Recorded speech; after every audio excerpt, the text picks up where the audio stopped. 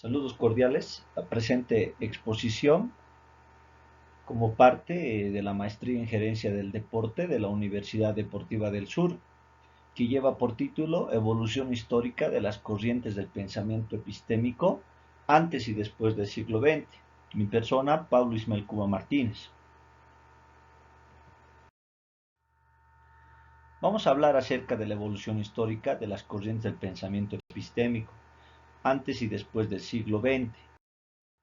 Como introducción, vamos a indicar que todo acto humano tiene como consecuencia sus respectivos fundamentos y argumentos. Es decir, que ninguna actividad humana es realizada por puro azar, sino que debido a nuestra manera particular de ser y existir, tratamos de dar significados y explicaciones a todo lo que hacemos. Es en ese sentido que esta verdad se hace necesaria y urgente en el quehacer humano, que proyecte hacia la búsqueda incansable del conocimiento. Asimismo, es que debemos reflexionar sobre los fundamentos que engloban a lo epistemológico, que están a la base de la manera como se concibe la concepción, así como la producción y la utilización y la difusión como tal del conocimiento. Por lo tanto, el acto de conocer se va a ir tornando en una de las actividades más influyentes y decisivas para la vida de las personas, a nivel particular y a nivel del entorno como tal. Es en tal sentido que existe la convicción de que el conocimiento no puede marchar a la deriva, sino que debe entrar en la dinámica de la metacognición, que es lo propio y particular de los seres racionales.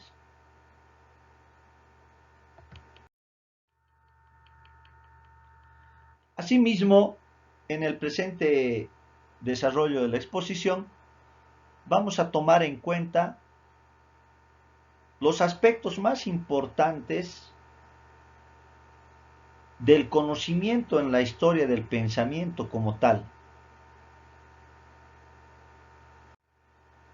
para lo cual es importante señalar lo que Lucas en 1999 ha hecho referencia.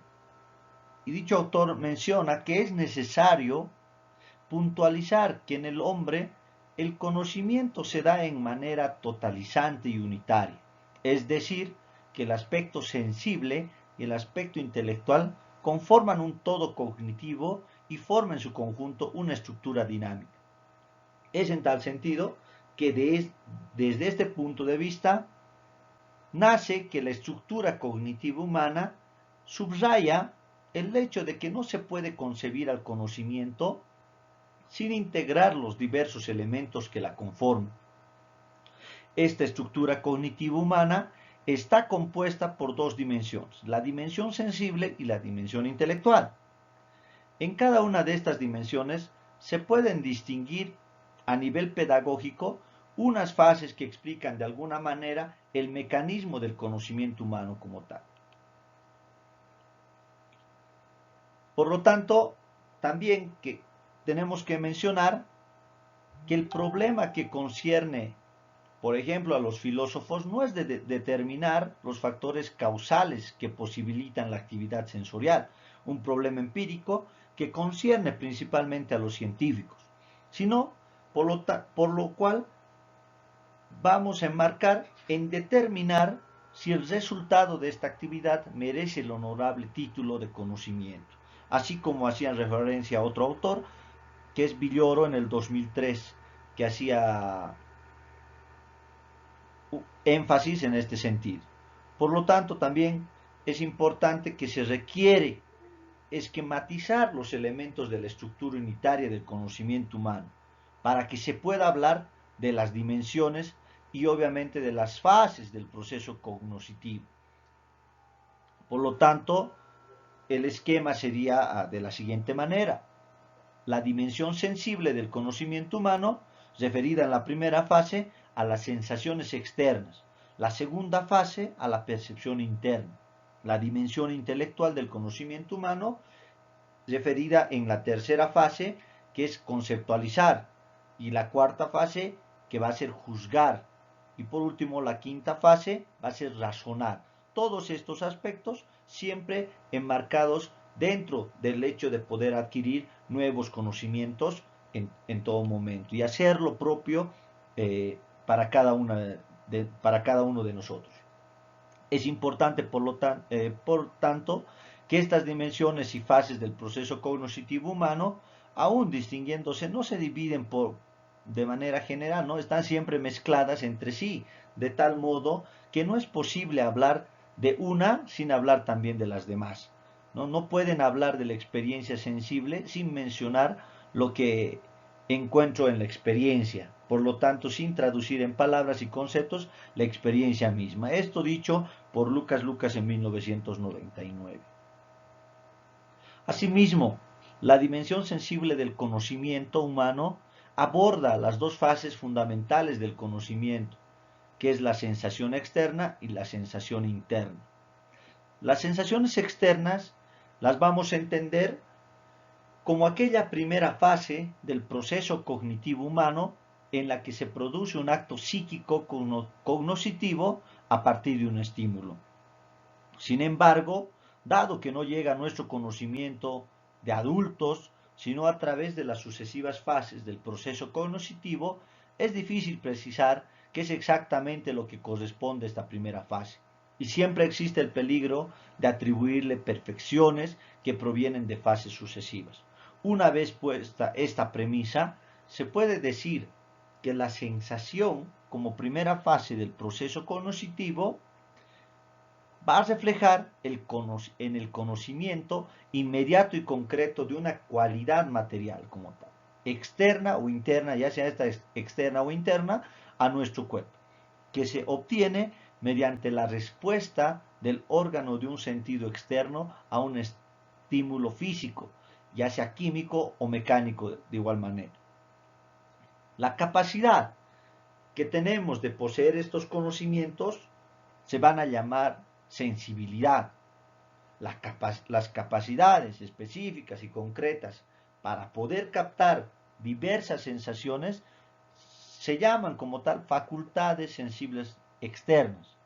Las partes del organismo vivo que con su respuesta a los estímulos producen las sensaciones se van a llamar órganos externos. Cabe mencionar en este acápite que una buena parte del pensamiento contemporáneo en particular, la filosofía de la existencia, ha rechazado la autosuficiencia del pensamiento conceptual y ha confirmado el primado de la experiencia. De este modo, conocer es el contacto concreto e inmediato con la realidad. Esta relación tiene que quedar clara en cada uno. El hecho de poder generar un contacto concreto y específico y a la vez inmediato con la realidad. Por lo tanto, esto es lo que se quiere expresar con el término experiencia, con la única condición de liberarlo de la interpretación reducida que ha recibido del racionalismo y del empirismo. En sentido estricto, podemos indicar que la experiencia indica el contacto de carácter sensitivo con la realidad, contacto que existe sin lugar a dudas y que es una de las condiciones fundamentales para que pueda realizarse la actividad intelectual. El significado del término atribuye a la experiencia así como a la presencia concreta del hombre que entra en contacto con la realidad. Dicha experiencia no comprende solamente el mundo sensible, sino que también incluye a los hombres. La libertad, el amor, el objeto específico de la experiencia se va a constituir en lo real. Es en tal sentido que vamos a realizar y mostrar la reseña histórica del conocimiento como tal, el conocimiento en la historia del pensamiento. Para iniciar este este acápite, tenemos que hacer referencia a que con el propósito de que se pueda indagar sobre los fundamentos epistemológicos del conocimiento a nivel general, vamos a seguir en este apartado a Mariano Artigas en su obra Filosofía de la Ciencia, para luego intentar entender las bases que configuran la comprensión del conocimiento en nuestro contexto. Según el autor citado, Mariano Artigas, solamente en Grecia es que se encuentra el primer desarrollo de ideas que pueden considerarse precursoras de la ciencia experimental en sentido moderno.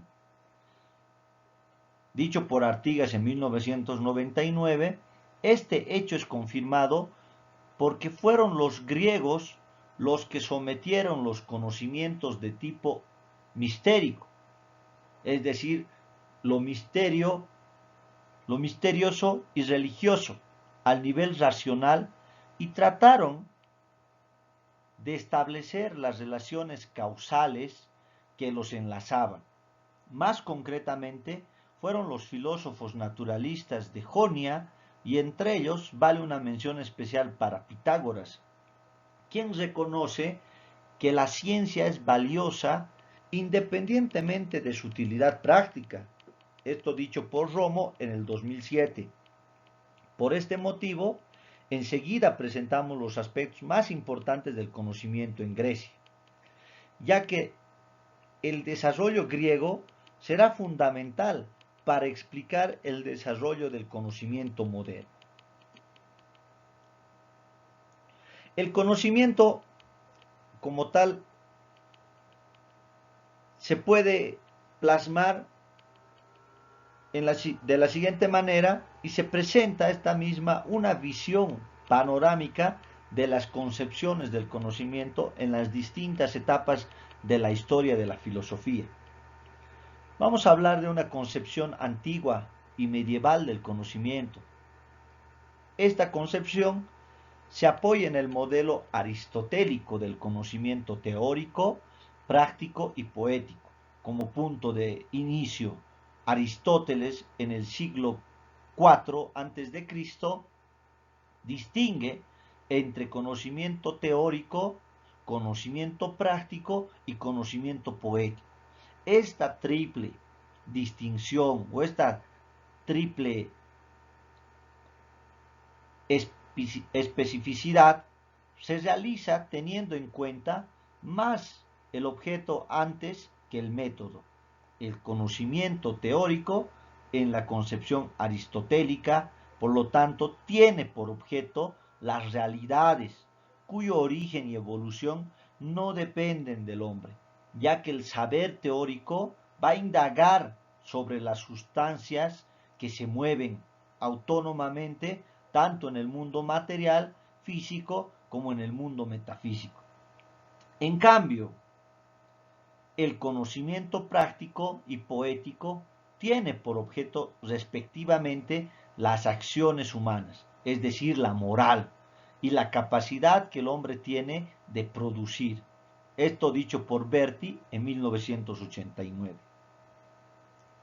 Para Platón, la única que se merece el nombre de ciencia es la dialéctica, es decir, la filosofía,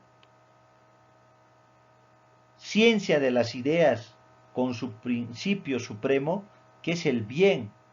El modelo epistemológico de Aristóteles ha tenido una gran potencia intelectual.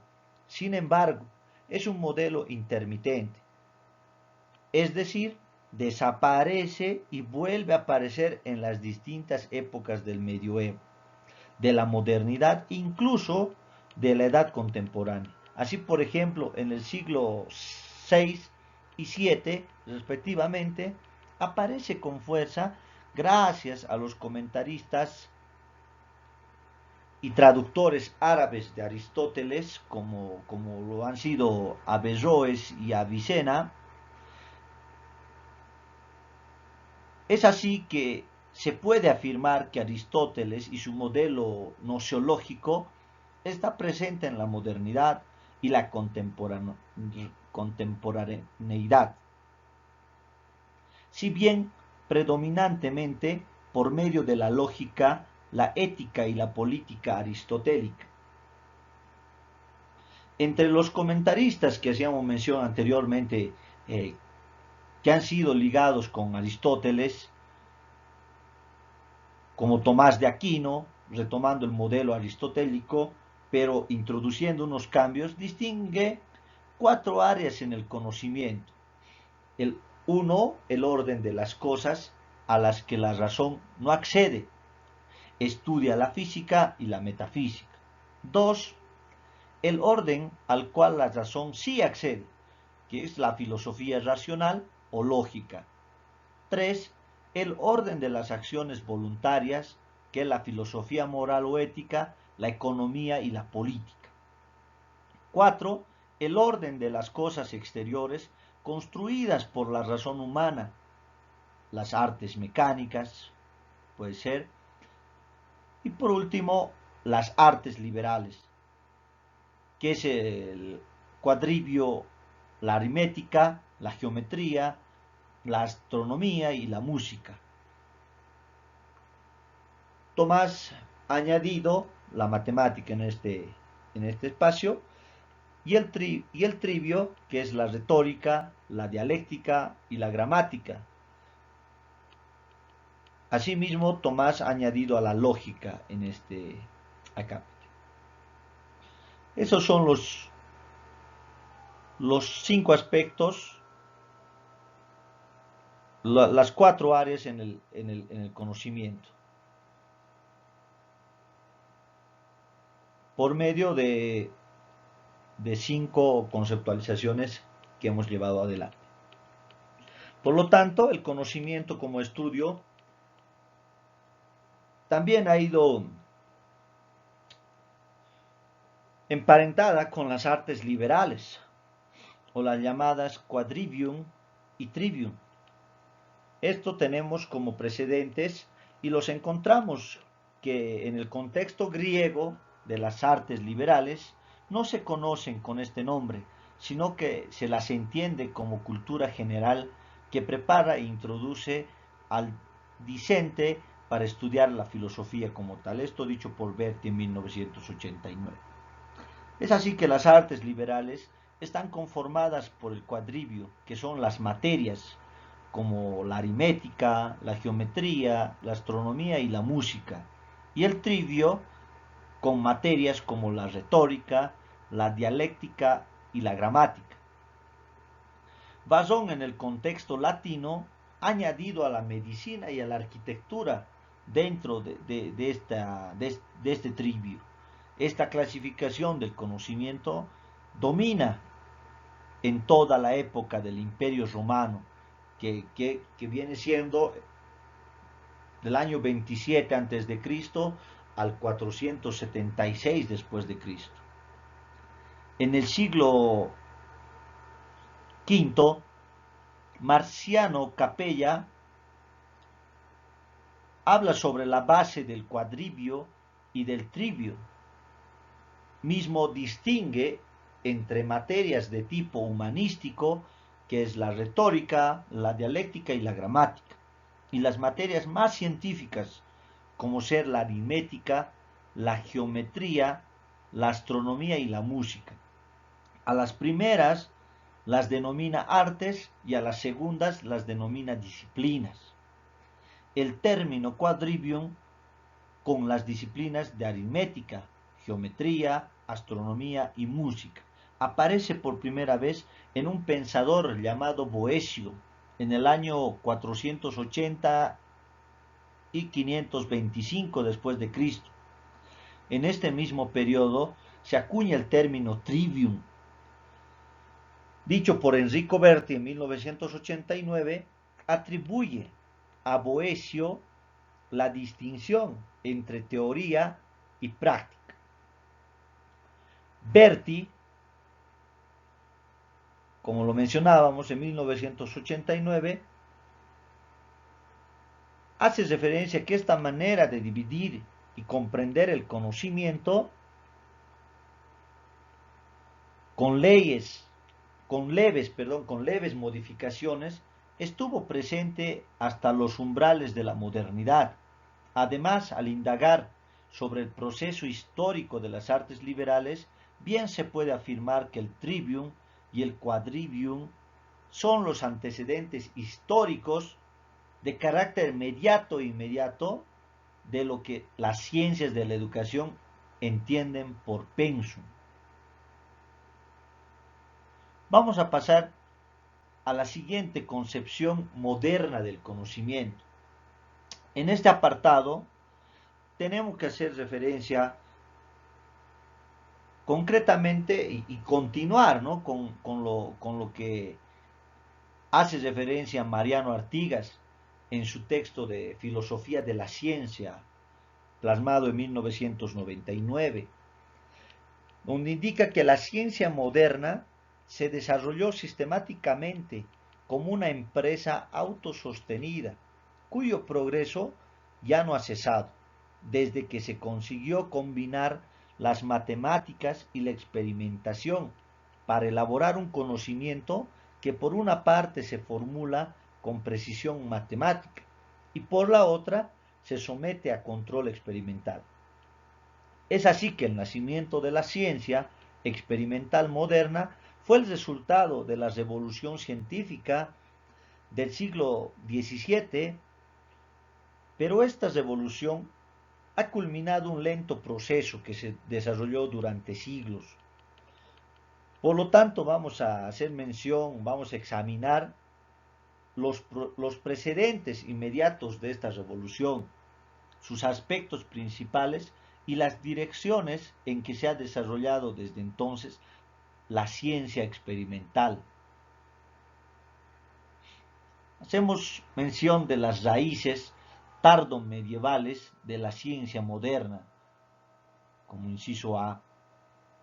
Con frecuencia se presenta la revolución científica del siglo XVII como un acontecimiento abrupto que tuvo lugar de pronto, y a veces se afirma que tuvo lugar precisamente cuando el pensamiento humano consiguió librarse del yugo de la metafísica y de la religión, que durante siglos, y especialmente en la Europa cristiana medieval, han impedido el desarrollo de las ciencias naturales.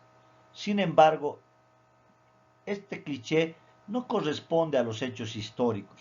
La verdad es que la revolución científica del siglo XVII ha sido posible, entre otros factores, porque durante los siglos precedentes se realizaron muchos estudios que vinieron preparando el terreno para las nuevas ideas. También compartida esta idea por Artigas en 1999. Entre los estudios que prepararon la revolución científica, destacan que se realizaron en el siglo XIV en Oxford y en París. En Oxford, la tradición de Grosseteste y Bacon fue continuada en el siglo XV por autores como Richard Swinichet, John Dumbleton, Thomas Bradward y William Heitesburg. Destaca la representación matemática del movimiento formulada por Bradway y el teorema de la velocidad media de Heitesburg, conocido también como teorema del Merton College, que desempeñó un papel importante en la formulación de la ley de caída de los graves de Galileo y por lo tanto en los comienzos de la física moderna. Ha sido que en París han destacado en esta época Jean Buridan 1300-1385 y Nicole Oresme en 1325 y 1382, en esos años. Buridan intentó explicar el movimiento mediante su teoría del ímpetus o impulso comunicado a un proyectil cuando es lanzado, que se aplica también a la caída de los cuerpos bajo la acción de la gravedad. Este concepto ha servido para formular la noción de inercia. Oresme realizó importantes aportaciones a las matemáticas, a la representación geométrica de las cualidades, como cuestión de gran importancia para la nueva física. Asimismo, a la ley del movimiento acelerado, a la caída de los graves, donde ha utilizado incluso una figura geométrica idéntica a la que usó Galileo unos 3 siglos más tarde, a la teoría del ímpetus y al universo en su conjunto, como es la rotación de la Tierra. Esto también reflejado por Artigas en sus tratados en 1999. Por tanto, la física de Aristóteles y la astronomía de Ptolomeo fueron generalmente admitidas todavía durante bastante tiempo, pero se iban abriendo paso nuevos conceptos que proporcionaron la base que hizo posible que más tarde surgieran la astronomía de Copérnico y la física de Galileo. Es así que Thomas Kuhn escribió el siguiente texto, que a la letra dice: el propio ardor con que eran estudiados los textos de Aristóteles garantizaba la rápida detección de las incongruencias de su doctrina o de sus demostraciones, incongruencias que muchas veces se convirtieron en el fundamento de nuevas realizaciones creativas. Los eruditos medievales apenas habían entrevisto las novedades astronómicas y cosmológicas que pondrían sobre el tapete sus sucesores de los siglos XVI y XVII. Sin embargo, ampliaron el campo de la lógica aristotélica, descubrieron errores en sus razonamientos y rechazaron un buen número de sus explicaciones a causa de su desajuste con las pruebas proporcionadas por la experiencia. Paralelamente, forjaron un buen número de conceptos e instrumentos que se revelaron esenciales para los futuros logros científicos de hombres como Copérnico o Galileo. Esto dicho por Kuhn en 1978. Se suele admitir que el nominalismo medieval favoreció también el nacimiento de la ciencia moderna, ya que insistía en la contingencia del mundo y por tanto en la necesidad de la observación y de la experimentación para conocerlos. Según Yáñez en el 2009, es así que Thierry Duhem llegó a proponer el 7 de marzo de 1277 como fecha fundacional de la ciencia moderna. Es la fecha del decreto en el que el obispo de París, Esteban Tempier, censuró 219 proposiciones relacionadas con el aristotelismo averroísta, entre ellas algunos que confirman que todo lo que sucede en el mundo sucede de modo necesario y que Dios no puede crear un mundo diferente del que existe. Sin embargo, la insistencia en la contingencia del mundo también podía obstaculizar el estudio científico. Por ejemplo, cuando Galileo intentó defender la teoría de Copérnico, debió enfrentarse a la objeción según la cual nunca se podría demostrar la verdad de esta teoría, porque Dios podría haber dispuesto de todo de un modo diferente a lo que tal teoría afirma siendo. No obstante que los fenómenos observados fuesen los mismos. Esta objeción subraya con razón la dificultad lógica que existe cuando deseamos pasar de los efectos observados a las causas verdaderas. En definitiva, la ciencia experimental moderna supone que existe un orden natural, es decir, estable, que puede ser conocido por nosotros.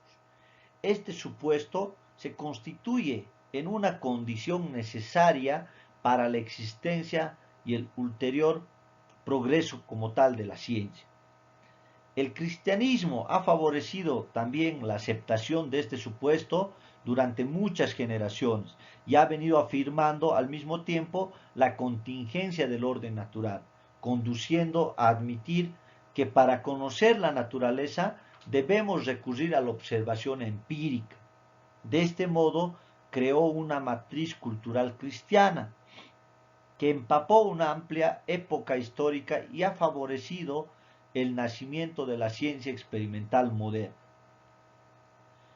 Para proseguir, tenemos el inciso B, referente al nacimiento de la ciencia matematizada y experimental moderna.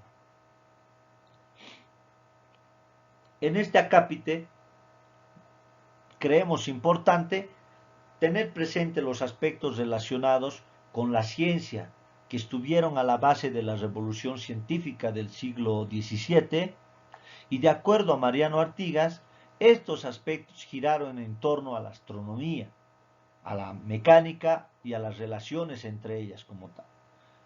Siguiendo Artigas, vamos a enumerar lo que refleja más relevante en este sentido. Número 1. Nicolás Copérnico, en 1473 a 1543, ha propuesto la teoría heliocéntrica, según la cual la Tierra no se encontraba inmóvil en el centro del universo, sino que es un planeta más, que como otros planetas del sistema solar, gira en torno al Sol. Copérnico expuso su teoría en su obra acerca de las revoluciones de las órbitas celestes, publicado cuando su autor se encontraba a punto de morir en 1543. Copérnico continuaba admitiendo que los planetas se mueven en órbitas circulares. Siguiendo a Copérnico y utilizando los datos astronómicos obtenidos por Tycho Brahe en 1546 y 1601, así como Johannes Kepler en 1571 y 1630, descubrió que los planetas describen elipses en uno de cuyos focos se encuentra el Sol. Por lo tanto, formulado las relaciones cuantitativas contenidas en sus famosas 3 leyes sobre el movimiento de los planetas. Número 2. Galileo Galilei, en 1564 y 1642, ha realizado importantes descubrimientos al observar la Luna, Venus, Júpiter y el Sol con el recién inventado telescopio, donde criticó los aspectos caducos de la física de Aristóteles y argumentó en favor del sistema de Copérnico, aunque no consiguió proporcionar pruebas concluyentes en su favor. Y ha contribuido al desarrollo de la nueva ciencia de la mecánica, que estudia el movimiento de los cuerpos. Como tercer aspecto tenemos que Isaac Newton en 1642 y 1727 ha publicado, concretamente en 1687, sus principios matemáticos de la filosofía natural, donde ha venido desarrollando la mecánica de modo completamente moderno y formuló la ley de la gravedad, que explica las trayectorias elípticas de los planetas en torno al Sol y muchos otros fenómenos. Con Newton, la física moderna se ha consolidado definitivamente y plasmado por Artigas en 1999, donde también la óptica, que estudia los fenómenos relacionados con la luz, ha recibido un gran impulso del propio Newton en su obra Óptica, donde ha sido publicada en 1704, y en el siglo XIX se mostró que la luz visible es una radiación electromagnética, que viene ocupando solamente una pequeña parte del espectro de esas radiaciones. Como cuarto aspecto tenemos a Hans Christian Ørsted en 1777 y 1851, quien fue físico danés, mostró en 1820 que una corriente eléctrica produce un campo magnético alrededor del hilo por donde circula. Este descubrimiento provocó una gran actividad en esa área. Quinto aspecto, el francés André-Marie Ampère, 1775 y 1836, ha realizado en el transcurso de ese mismo año cierto número de descubrimientos, como por ejemplo, fue quien mostró cómo se atraen y repelen hilos paralelos por los que circula la electricidad, pero realizó su contribución principal en 1827 al formular la ley que lleva su nombre, que relaciona la fuerza magnética entre dos hilos con el producto de las corrientes que fluyen por ellos y con el inverso del cuadrado de la distancia entre ellos. Sexto aspecto, el inglés Michael Faraday, en 1791 y 1867, ha realizado, más concretamente en 1821, experimentos que se consideran como la invención del motor eléctrico. Además, en 1831 ha mostrado que un campo magnético produce una corriente eléctrica, y usando en este contexto su idea de líneas y campos de fuerza, creó la teoría clásica de campos. En ese mismo año ha construido el primer generador eléctrico y formuló en 1834 las leyes de la electrólisis, sentando así las bases de la electroquímica. Y así, a partir de estos descubrimientos sobre la electricidad y el magnetismo, el escocés James Clerk Maxwell en 1831 y 1879 formuló, concretamente en 1864, las ecuaciones básicas que constituyen la teoría del electromagnetismo, consolidando esa disciplina y haciendo posible las aplicaciones prácticas, que son las ondas electromagnéticas, que se encuentran en la base de muchos avances ulteriores. Asimismo, Heinrich Hertz, en 1857 y 1894, produjo por primera vez, concretamente en 1888, ondas de radio. Otro aspecto para resaltar, Antoine Lavoisier, en 1743-1794, suele ser el mismo considerado como padre de la química. Antoine Lavoisier realizó importantes contribuciones que se encuentran expuestas en su Tratado Elemental de Química, mostrado en 1789, obra que ejerció una influencia en la química comparable a la que ejerció la obra de Newton en la física un siglo antes. Otro aspecto, a comienzos del siglo XIX, John Dalton formuló en 1808 la teoría atómica moderna, que todavía consideraba que la materia se componía de pequeñas esferas indivisibles. Esa teoría se fue consolidando a lo largo del siglo y ha llegado a ser una de las grandes columnas de la ciencia experimental, aunque los átomos reales nada tengan de indivisibles. Otro aspecto, la teoría de la célula, que ha sido formulada por Jacob Schleiden y Theodor Schwann, se encuentra en el centro de ulteriores avances en los que también ha desempeñado un importante papel la teoría de la evolución formulada con diferentes variantes por Jean-Baptiste Lamarck en 1809 y por Alfred Russel Wallace y Charles Darwin, que en 1858 y 1859,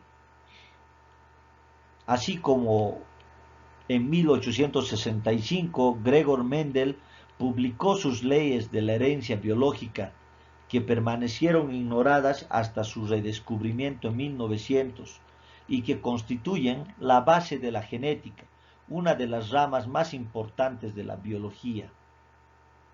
Es importante y significativo notar que el enorme desarrollo de la ciencia experimental a partir del siglo XVII se explica por la peculiar combinación de las matemáticas y la experimentación. Es así que las matemáticas proporcionan un instrumento muy preciso que permite obtener enunciados y demostraciones teóricas muy rigurosas y además de relacionar todo ello con los resultados de experimentos y mediciones. Han sido pocos los autores de la filosofía, de la ciencia y de la epistemología que subrayan el hecho de que la revolución científica del siglo XVII no carecía de precedentes. Fue posible asimismo gracias al trabajo previo, tanto teórico como empírico, desarrollado durante muchos siglos. Sin embargo, hay un aspecto de novedad que vale la pena mencionarlos. Se trata de la combinación de las demostraciones teóricas con la experimentación, buscando un conocimiento que pudiera servir como base para el dominio de la naturaleza y que siempre va a aparecer como el objetivo último del quehacer científico. El ideal antiguo de la ciencia, centrado en el entorno del conocimiento demostrado, se combinó con el ideal del control de la naturaleza y se logró una combinación que anteriormente solo existía en pequeña medida.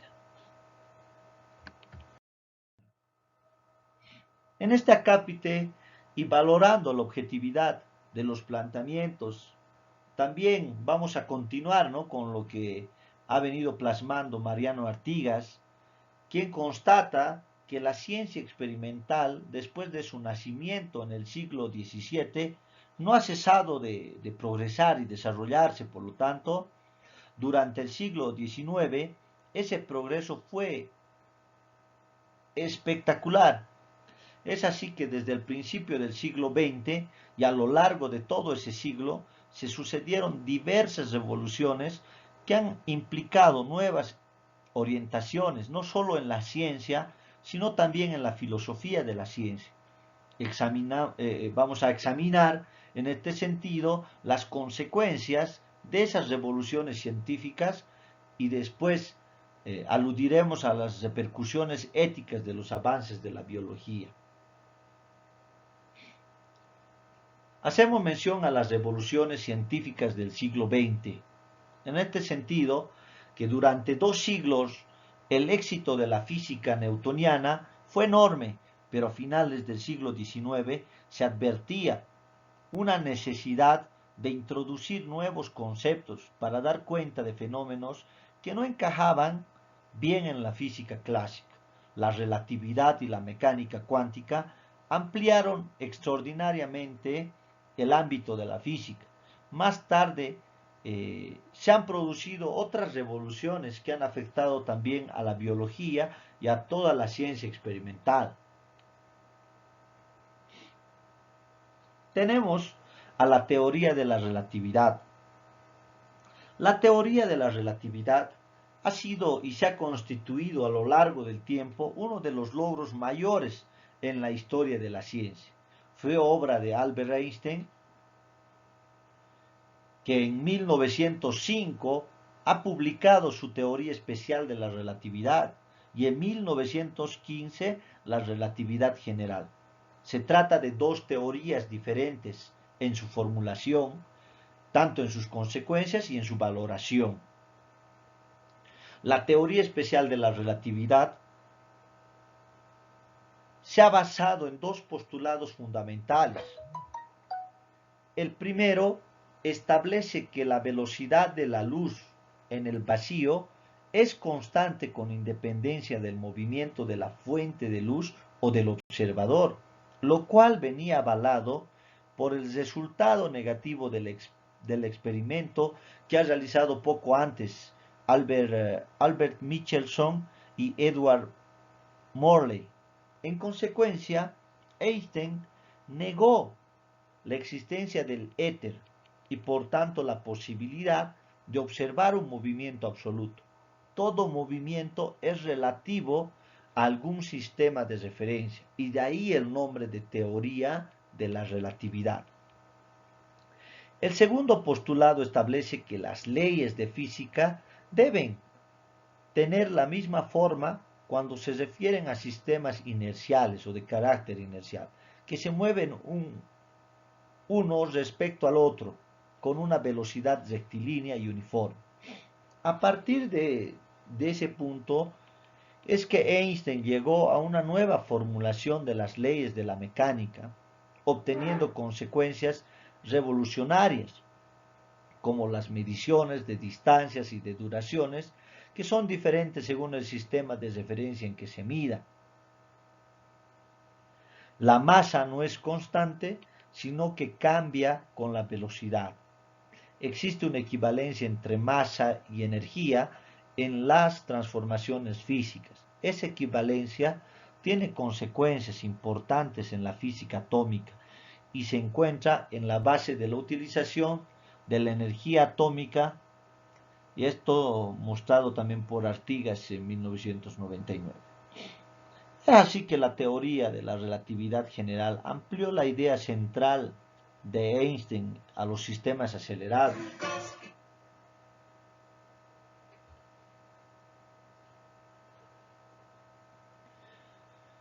Se expresa en un formalismo matemático más complejo que la relatividad espacial, donde ha proporcionado la base para el estudio del universo en su conjunto, y de hecho se utiliza en todos los modelos que propone la cosmología científica sobre el origen del universo. Además, esto ha permitido explicar el desplazamiento del perihelio de Mercurio y predijo que la luz se desvía al pasar cerca de un campo gravitacional muy fuerte. La observación de esta predicción como resultado de las expediciones organizadas al Golfo de Guinea y a Sobral en Brasil por el Sir Arthur Eddington en 1919 han convertido a Einstein en un personaje mundialmente famoso. Por último, la teoría de la relatividad ha significado el fin de una etapa de más de 2 siglos en la que se había llegado a creer que la mecánica de Newton proporcionaba el esqueleto básico y definitivo de la estructura de la naturaleza. Conceptos básicos como la existencia del espacio de tiempo y movimientos absolutos cayeron de golpe y se abrieron nuevos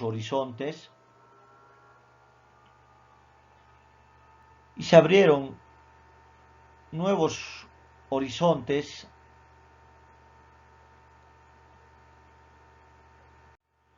que no han dejado de aplicarse a muchos fenómenos importantes.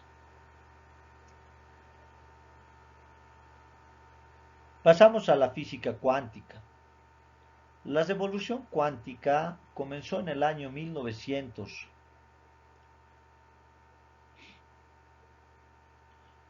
La misma fue provocada por Max Planck entre 1858 y 1947, cuando para explicar el fenómeno de la distribución de energía en la radiación que en física se denomina del cuerpo negro, ha postulado que la energía no se emite y absorbe de modo continuo, sino discreto, como en paquetes o cuantos de energía, cuyo valor de la energía es igual a la frecuencia multiplicada por una magnitud constante, que se denomina constante de Planck. Esta constante desempeña un papel fundamental en todos los fenómenos de la física atómica y sus resultados que marcarán decisivamente a la humanidad. Planck propuso su revolucionaria idea en 1900, pero no tenía el interés en modificar la física. Solo pretendía resolver un problema específico concreto. Sin embargo, se acabó viviendo que la idea de Planck exigía formular toda una nueva física para dar cuenta de los fenómenos del microcosmos, o sea, de los átomos y de las partículas subatómicas. La física cuántica se ha constituido en el resultado de muchos trabajos realizados por diferentes físicos, entre los cuales ocupan un lugar destacado Louis de Broglie y Niels Bohr. La primera formulación sistemática de la mecánica cuántica se obtuvo casi simultáneamente en dos modalidades, que más tarde se mostró que eran equivalentes. Es decir, la mecánica ondulatoria, formulada en 1926 por Erwin Schrödinger, y la mecánica de matrices, formulada en 1925 por Werner Heisenberg. Dentro de la física, la mecánica cuántica representa un avance gigantesco, porque permite estudiar con gran éxito el mundo microfísico. Al mismo tiempo, desde el principio existieron discrepancias entre los físicos, no solo sobre el significado filosófico de la física cuántica, sino sobre su valor como teoría científica.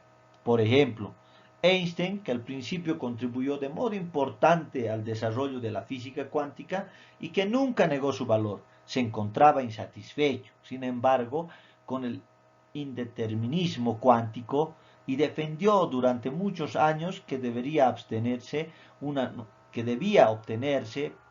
nueva teoría más amplia que se encargue de eliminar ese indeterminismo. Pasamos a la biología molecular.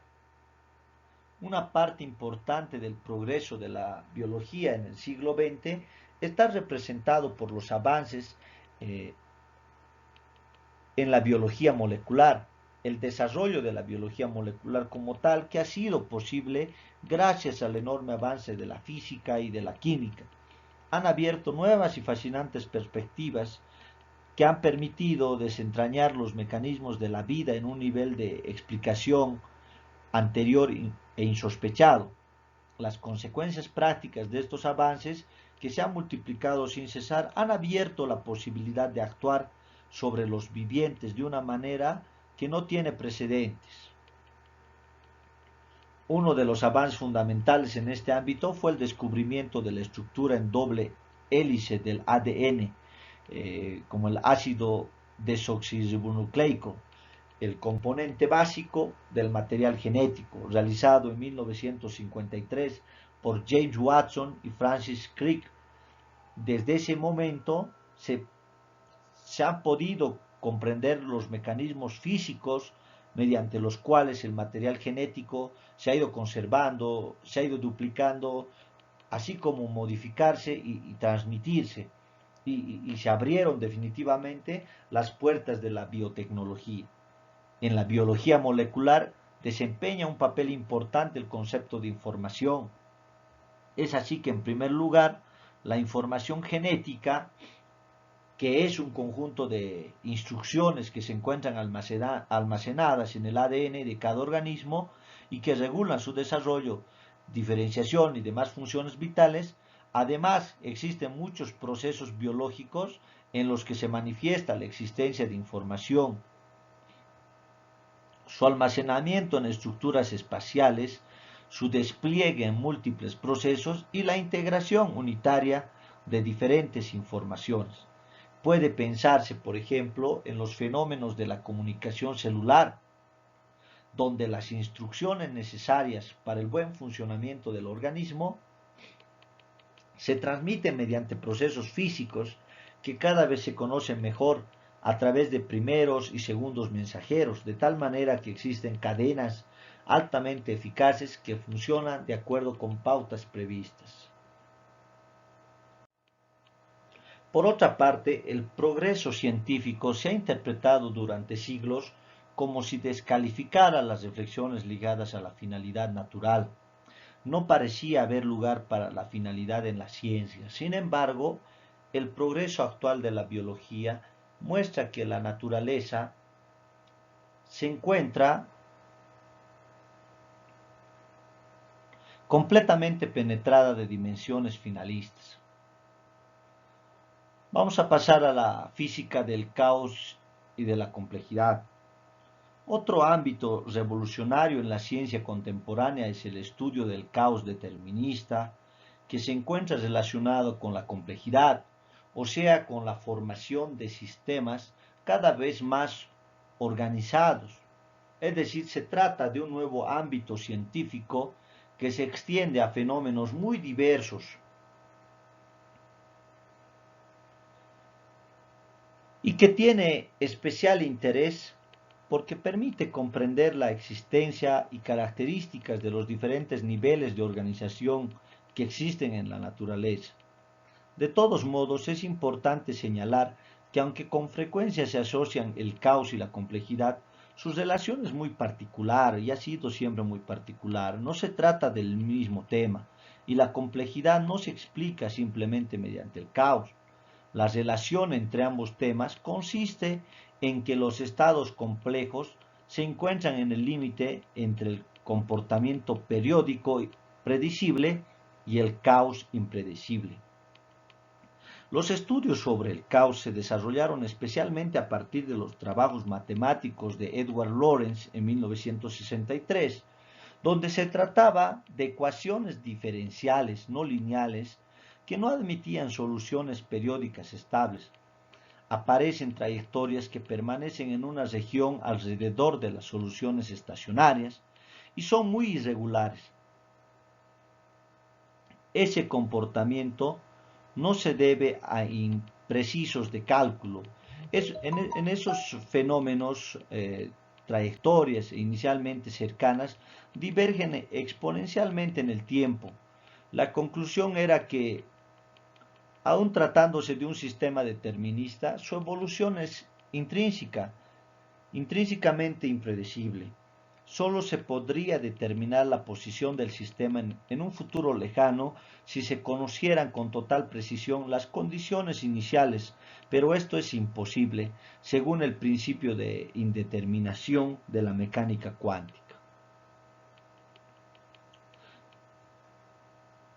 El caos es por una parte determinista, pero por otra refleja un futuro incierto.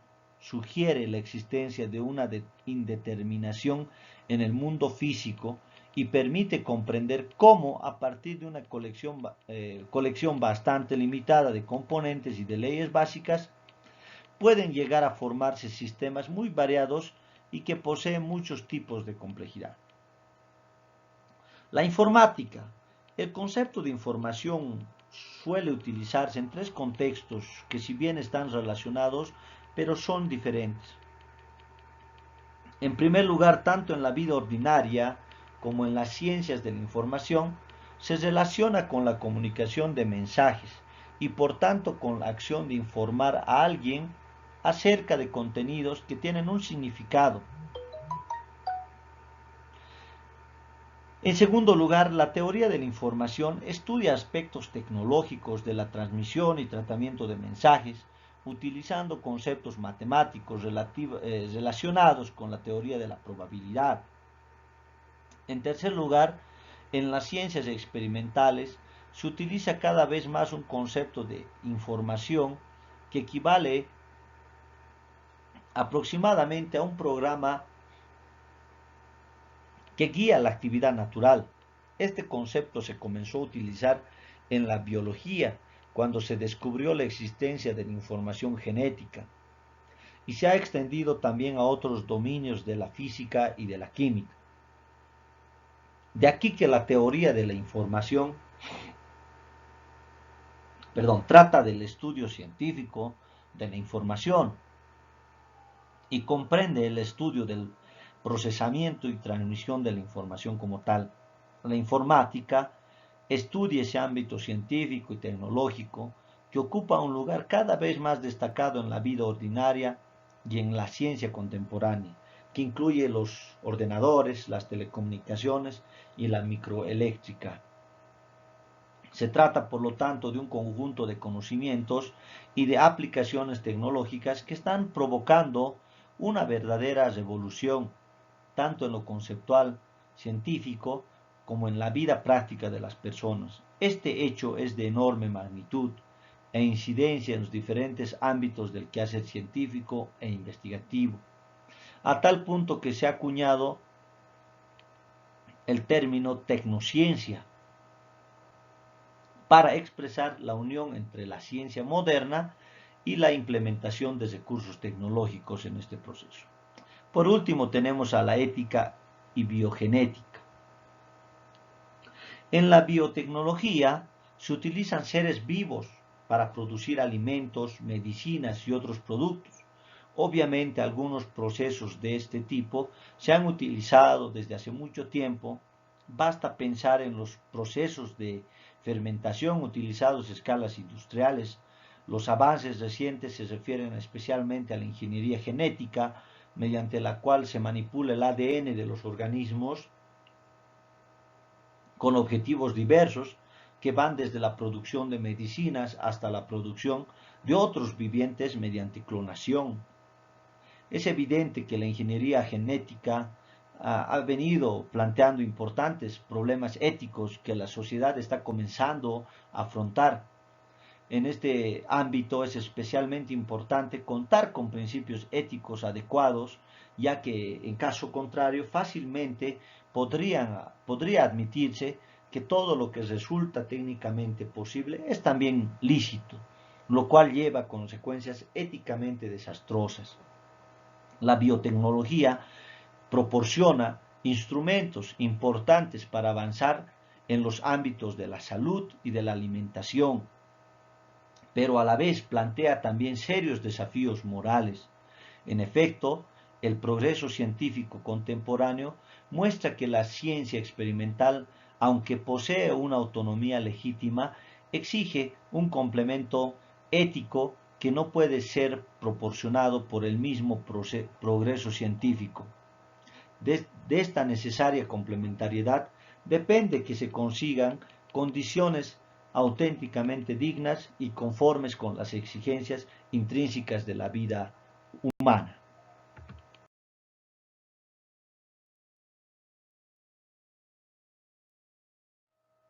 Muchas gracias por su atención. Es todo cuanto podemos hacer referencia